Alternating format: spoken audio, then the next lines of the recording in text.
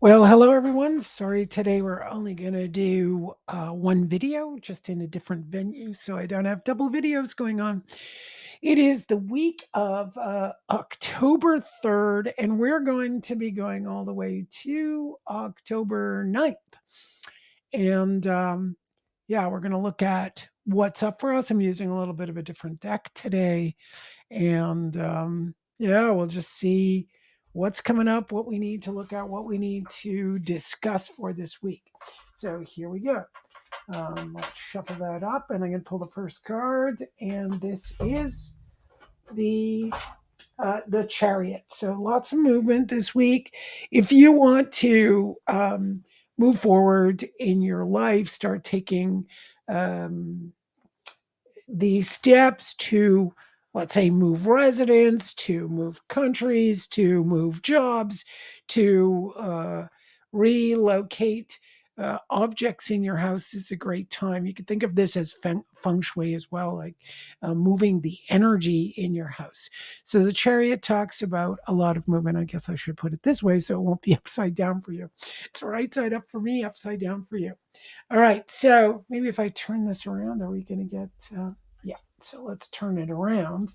And that way I could be looking at it the same way as you. All right, so the next one, let's see, we've got this movement, we've got this chi flow, we've got move your body, move your energy, clear things out. It's also, we're still in, obviously in October, but we're nicely into fall, and we also have let me just, I think the moon phases, let's just get the moon phases going. What's going on there? So the moon phases for, we're in the waxing gibbous uh, last week. So, no, this is going to be, yeah, starting yeah, sure. We're still in waxing gibbous. So the full moon is going to be October 6th. So that's pretty much smack dab in the middle of what we're looking at here, right? So we're the third. So the 6th is going to be Monday, and we've got the full moon. I should have just looked at the calendar. It's right here. So yeah, lots of movement. So think about whatever it is you would like to have happen. It's going to, you're building up that energy as well. So your chi is building up. This is a time to build up muscle. This is a time to build up your um, whatever it is that you need to do to get to a certain place, so that a Monday, when the full moon comes in, it can come to fruition, and then you could have a release. Now, it's not going to be major projects that you would just start right now. It would be the ending of a major project, like the last touches, let's say.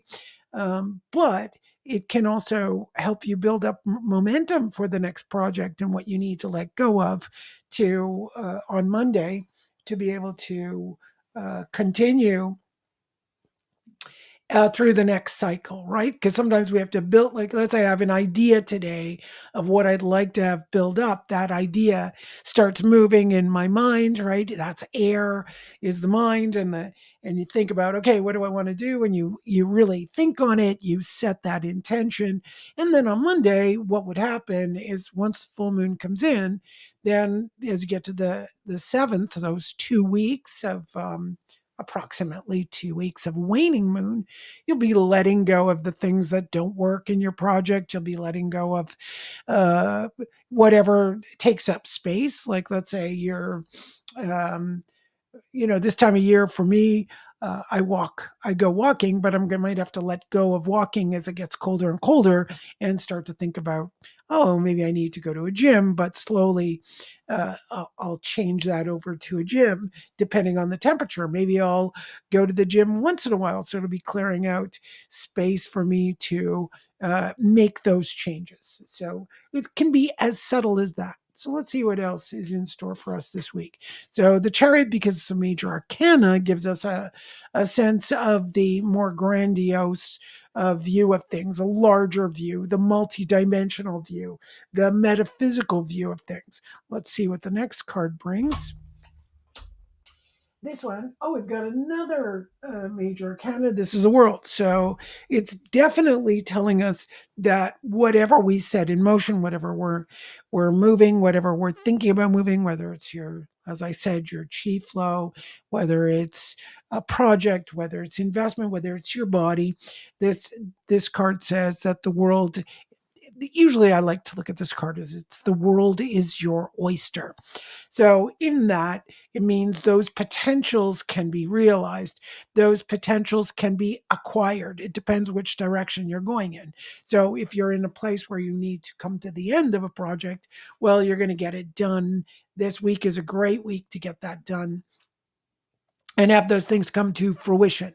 Now, if it's something you're setting up, then all those potentials would be in the world. So if you're starting something, you're starting a new workout routine, you're starting a new project, you're starting a new job, those potentials are all out there, the possibilities and probabilities, and you can go out and get them. And let's see what our last, what a beautifully positive, wonderful.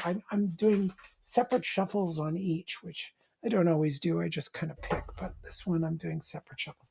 And our last card is, if I could see, we need glasses. It is the Seven of Swords.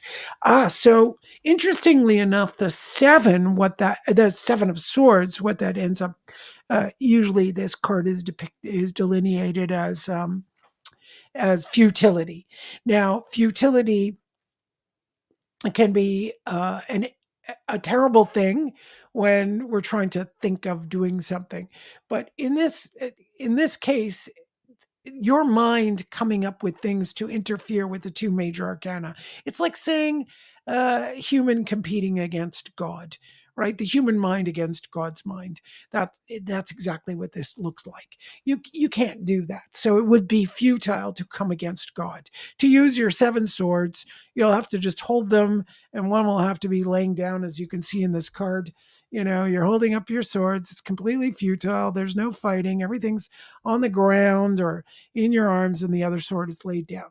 And remember, swords is the mind, right? It relates to um, keen wit, sharp mind. Those kinds of words always bring up the imagery of swords, and swords is uh, also what another great expression to remember what the swords represent is what weighs nothing but can start a war, a belief. Okay, so you don't need too much to realize that in the face of the multidimensional, in the face of God, in the face of the universe, the divine, in the face of all of the energies that exist, your intentions, your subconscious mind, that's not gonna work. It's gonna be futile in the face of those things. Your mind and your ideas. So for this week, it's saying, look, let go of your head. Kind of, you can obviously conceive of ideas. You can obviously come up with ideas, and they can be, there's the word again. I don't use this word too often, but they can be grandiose.